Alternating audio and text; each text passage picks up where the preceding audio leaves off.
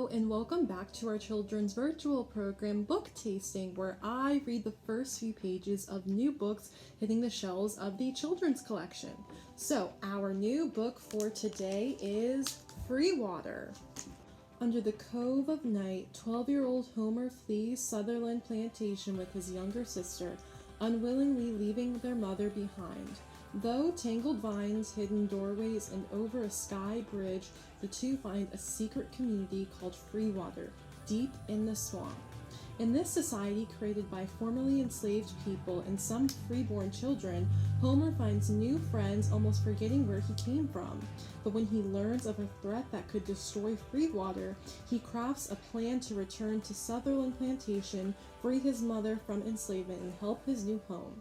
Deeply inspiring and loosely based on the history of marooned communities in the South, this is a striking tale of survival, adventure, friendship, and courage. Dogs barking in the forest is extra scary. All their growling and yapping hits the trees and makes it sound like they're coming from every direction. Stokes had sent out the whole pack.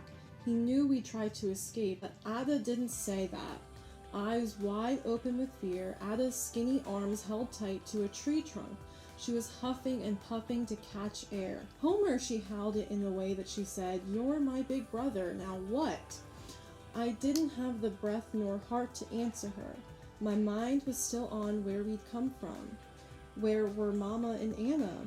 How could we keep going on without them? Mama had gone back because of me, and now they're both gone. "Homer, they're coming," Ada said. Paws crushed dead tree branches. It was enough to bring me back. "Run," I said, but it was too late. In the moonlight, I spotted dog's ears that pointed straight up. Funny thing was, I knew this dog. Even in the dark, I could see its face, big and round, like one of Mama's iron pots in the big house kitchen. Stokes had me feed that big head when he was away watching the fields.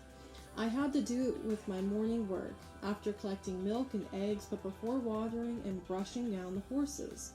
The dogs ate just about the same food rations they gave us, lucky dogs, yet they always stood there, yapping, mean and angry, ungrateful dogs.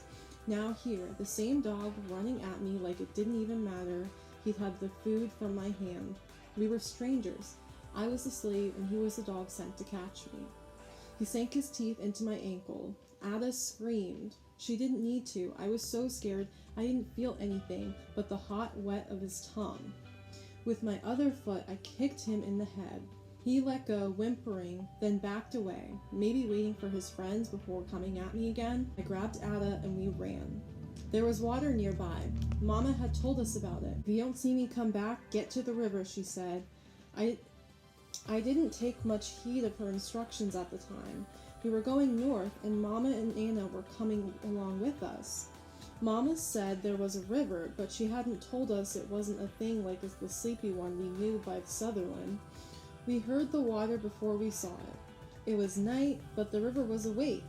We stood on the bank with barking behind us and roaring water in front. "It sounds like a hungry monster." Ada likened everything to monsters and angels, but she was right. The water spilled downhill and crumbled like a belly waiting for food, its tongue licking this way and that as it turned and twisted toward the foggy swamp. Lord only knows what happened when I got there. But there was no time for worrying about that. If those dogs met us again, they weren't going to be any nicer. "Ada, you know that dream you have about flying?" I asked. Even with the dogs on her heels, her face was kind of happy that I'd remembered her dream. She nodded. "Well, now you get a chance to fly, like you did in that dream. We're gonna fly right off this riverbank." Ada considered. "Into the water?" she asked. I nodded. The sound of the dog's paws hitting the soft ground came closer. "But Homer, I can't swim," she said, more with sadness than anything. "That's all right, you can do it," I said. "But Homer, you can't swim," she said. Before I had a chance to think about that fact, I grabbed Ada's hand and ran toward the riverbank and jumped.